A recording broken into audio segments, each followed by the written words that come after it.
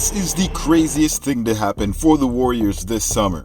Jonathan Kuminga is demanding the Warriors pay him the max, and Mike Dunleavy Jr. responds by releasing trade talks with the Heat about Jimmy Butler. Hey, what's happening, everyone? This is Swish Culture. The debate for Stephen Curry having a second star play next to him is not new to the organization. As a matter of fact, the discussion surrounding Jimmy Butler as a trade piece for the Golden State Warriors has already been covered by this channel this past season. A lot of this off-season's trade talks have centered around Jonathan Kuminga as the Warriors' main trade asset. However, the Warriors have been reluctant to trade Kuminga. They believe he is a vital piece to the future of the organization, failing to include him in a trade for Paul George, a perennial superstar. Despite their unwillingness to move on from Jonathan Kuminga and acquiring a superstar trade piece, the Warriors seem to be declining to offer JK a maximum extension. Is this just posturing, or do the Warriors have a different endgame plan for JK as the season progresses? Stay tuned to find out more. Before that, however, don't forget to like the video and subscribe to Swish Culture for the most analytical and entertaining NBA content on the planet. Now get ready. You're about to get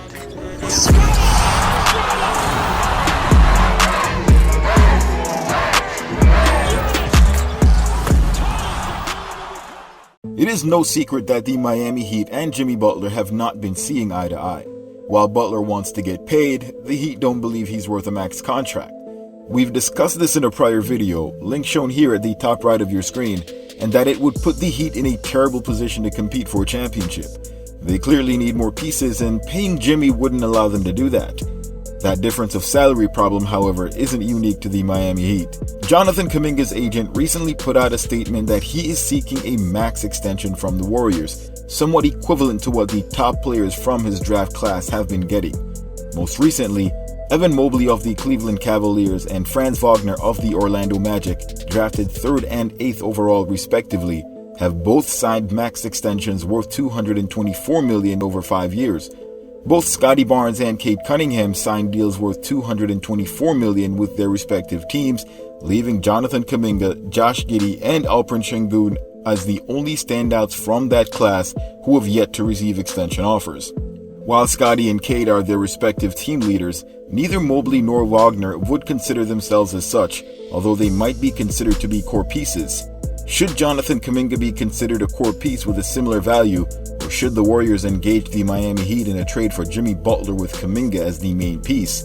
Now, my initial thought on this is that the Warriors would be absolutely crazy to give up JK for Jimmy in a trade just based solely on Kuminga's projection versus what the Heat are currently getting from Butler. But let's be objective and have a look at the facts before we decide. First up, is Jonathan Kuminga worth the max extension? Is he on the same level as some of these guys we've mentioned? Let's start with Franz Wagner. Wagner is 6'10" and last season gave the Magic 25-4 on 58% true shooting, playing 32.5 minutes per night. While Wagner has higher shooting upside, he only hit 28% of his attempts from downtown last season on 4.6 attempts per game. So is that shooting upside validated? His 85% shooting from the free throw line may indicate that it is. Wagner will also be 23 years old this season with a total of just under 7,400 total minutes played in the league as the second option next to Paolo Banchero. Now, the total number of minutes here is important, and we'll see why as we get closer to Kuminga. More on the Magic and their decision to extend Wagner, but let's talk about Mobley and the Cavs.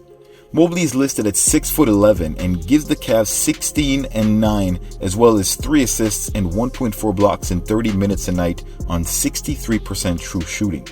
Mobley doesn't have an outside shot, attempting just over 1 3-point attempt per game. However, the Cavs have 3 other players that provide outside shooting, allowing Mobley to play inside the paint next to Jarrett Allen. Mobley's strength, however, lies in his defense, where he finished on the all-defensive first team his second year in the league, as well as 3rd in Defensive Player of the Year voting. He wasn't able to achieve those accolades this past season, but it highlights just exactly what he's been providing the Cavs. Lastly, due to injury, Mobley wasn't available for much of this past season. Also, another reason why he was left out of Defensive Player of the Year talks. This impacted the number of minutes Mobley played in his career so far, capping off at just under 6,600, around 800 less minutes than Wagner and over 2,000 more than Kuminga. So how does Jonathan Kuminga compare to these two players receiving max offers? Jonathan Kuminga last season averaged 16 points, 4.8 rebounds, and 2.2 assists in 26 minutes on 60% true shooting, something that's been consistent since he joined the Warriors. Last season, he shot 32% from distance on 2.2 attempts per game.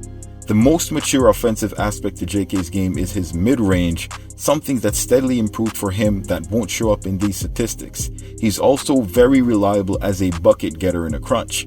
His free throw shooting drastically improved 10 percentage points from 65% to 75% just over the last season, which should indicate an improvement in overall shooting ability.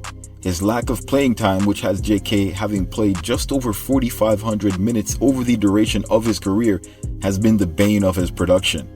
Unlike Franz and Mobley, who do not have proven players ahead of them on the roster, JK has to contend with Wiggins, a former first overall pick in his peak years, and Draymond, a four-time champion and former Defensive Player of the Year, who doubles as the Warriors' secondary facilitator. Somehow, Kuminga would have to find the playing time to develop his three-point shot as well as his team defensive awareness to allow Steve Kerr to trust him more at the small forward position. A bit of a paradox. What the Warriors are looking for is a player that can defend on one end while creating and providing spacing on the other end, which would allow Draymond and Trace to function as the defensive anchors on the team. With signs of improvement in all three areas for JK, he seems ready to provide this for Golden State this upcoming season. So what's stopping the Warriors from giving JK a max extension? Let's see why Mobley and Wagner did, as this might help us to evaluate JK. The Magic do not currently have a player making over $25 million on the roster and still have another full year before they have to make a contract extension offer to their franchise player, Paolo Banchero. This means they have a lot more cash to play with despite what you might see from the stats. The Cavs, on the other hand, have both Garland and Donovan Mitchell making $37 and $35 million respectively each year. Still, this is less than the $45 million a year we're talking about for Mobley. So like the Magic, the Cavs do have some money to play with. The Warriors, on the other hand, have Stephen Curry at $55 million this coming year. However, they did intend to sign Paul George to a max contract worth $212 million over 4 years. The Warriors also saved over $40 million on Clay's contract, $30 million on Poole's contract, and benefited when Wiggins took a pay cut down to $25 million. It would appear that in the absence of a second certified superstar, the Warriors are looking at this from a dollars and cents perspective. At first anyway. The team clearly has the money to pay Kuminga. What about his production though? While we can argue that JK didn't get enough development as indicated by the lack of playing time evident in crucial games, it becomes obvious once we see the number of minutes he's been given compared to other players from his draft class. For perspective, Paolo Banchero, who's been in the league for 2 seasons compared to Jonathan's 3, already has 700 more minutes played than JK. This is an egregious mismanagement of minutes to draft a player in the top 10 of the lottery and then have them sit on the bench instead of actually developing. Meanwhile, the team was struggling to have a winning record and instead electing to prioritize G League players on 2-way contracts. As a matter of fact, this is exactly what put the Warriors in their current predicament. Jonathan Kuminga was out of Steve Kerr's rotation in a game where he became the team's pivotal player and then proceeded to successfully work his way into becoming the team's second option next to Steph Curry. While JK is on the cusp of becoming an all-star, the team has failed to properly give him enough time as well as opportunities to prove that he can be that reliable core piece next to Steph in the postseason. Now, the Warriors do want to make an offer to Jonathan Kuminga, and both his camp and the franchise have had tentative discussions. Despite the talks, there is still a divide between the two, although the franchise seemed to think that a life-changing offer to Kuminga might be enough to get Kuminga to sign, although there's no need for either party to commit to anything before the October 21st deadline. If in fact neither party can come to an agreement by that deadline, JK becomes a restricted free agent next summer and the Warriors are able to match any offer sheet at that point in time. This benefits the Warriors quite a bit as it means they don't have to pay 1 penny more than what another team thinks JK is worth. The problem, however, is that teams are less likely to play ball since the team with a player's birds rights are able to offer that player even more money. This puts all the power in Golden State's hands. However, with this team's track record, if JK is able to help lead this team to the playoffs next season, it's all but guaranteed that he'll have that max offer waiting for him to start next year. This seems to be the Warriors' playbook as it doesn't make sense to pay multiple max players, any of whom is not named Steph Curry, if the team is unable to make the playoffs. While this strategy might sour on Kuminga, it would be in his best interest to play as well as he can this season in order to maximize that extension offer and reject the team's matching offer if he really felt that the team didn't give him a fair opportunity. So if he plays well, it would be in the Warriors' best interest to go above and beyond any offer JK may receive as a restricted free agent. But what if JK doesn't do so well? This is where Jimmy Buckets comes in. With Kuminga extension talks in discussion, the Warriors leaked that they've been discussing Jimmy Butler with the Miami Heat. While Butler has led the Heat to multiple finals appearances, there are clear concerns about his health in terms of staying on the court. Butler is also one of the most well-known playoff risers, and his regular season production isn't exactly an indicator of what he will do in the postseason. Butler is a six-time All-Star who's led the Heat to the NBA Finals twice in his tenure there, including in 2023, a year he wasn't even voted as an All-Star. Last season only saw JB on the floor for a total of 60 games, a number he has not exceeded in the past 5 years except for 2023, where he played a total of 64. This means Butler isn't a player who you can considerably rely on to get you to the playoffs in the first place. The next thing is that Jimmy wants a max contract. He'll be making $49 million this year and $52 million next year, taking up a sizable chunk of the Warriors' cap space. He's eligible for a 2-year extension this offseason, which would be worth $113 million. He's still eligible to get that next year as well, so we're talking around $60 million a year to Jimmy Butler for his last couple of years next to Steph Curry. While the cap is expected to rise, I'm not sure that Jimmy will be as productive at 37. So the question is, do the Warriors send a 22-year-old and improving Kuminga to the Miami Heat for a 35-year-old and declining Jimmy Butler? Who's a better option to maximize Steph Curry? A trade for Jimmy would send Kuminga, Wiggins, Gary Payton II, Kevon Looney, 2 first-round picks, and a first-round pick swap. This was the trade proposed by Bleacher Report, and if I'm Dunleavy Jr., I'm taking the phone out back and handing it to the Russians. I'm sure they know how to handle bad deals. Now ideally, Jimmy Butler next to Steph Curry would be incredible for the Warriors. Ideally. Unfortunately, the total loss of this trade, which includes Wiggins and the 2 first-round picks for Golden State, likely make this a non-starter for the Warriors. Never mind the fact that a third-year Jimmy was only giving you 13-5 and 39 minutes on the floor. To be fair, however, JB was one of the best defenders in the league and was on the all-defensive second team that year. This isn't the Jimmy Butler the Warriors would be getting, however, and they still have yet to see the full potential of Jonathan Kuminga. The move that the franchise is eyeing going forward is likely to offer the extension to Kuminga that they're comfortable with.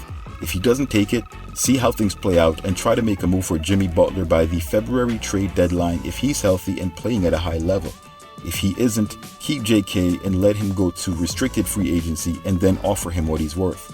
That is, if Butler is playing at a high level and Kuminga is not living up to expectations, inquire on a trade for Jimmy and give Miami what they want to maximize Steph Curry's window. Considering that the Warriors messed up Kuminga's development, however, this move is a bit unfair to JK, who could have done a lot more to help the team and himself had he been given the right opportunity. While there are no immediate issues with not offering an extension, it does play a bit in the mind of the players even when they don't acknowledge it. A max offer is also a sign of respect, and players may hold on to that when it comes to moving on from the franchise that selected them. Mike Dunleavy Jr. has to play his cards right to hold on to one of the most promising young players the Warriors have had in some time. Seeing the rest of his draft class getting their offers and him not getting his simply due to the fact that he was limited by Coach Kerr could come back to bite the Warriors. At this point, the only way forward for JK to remain a Warrior is if he becomes an All-Star and receives a max contract next season. Anything else would result in uncertainty. Do you think the Warriors should offer JK the max, or should they wait? Should they trade him for Jimmy to maximize Steph this year, or is JK going to be better for the Warriors this year than Jimmy Butler? Post your thoughts in the comments below. Before that, however, don't forget to like the video, subscribe to the channel, and turn on all your notifications so you don't miss any of my latest uploads. Thanks for watching. Till next time. Swish!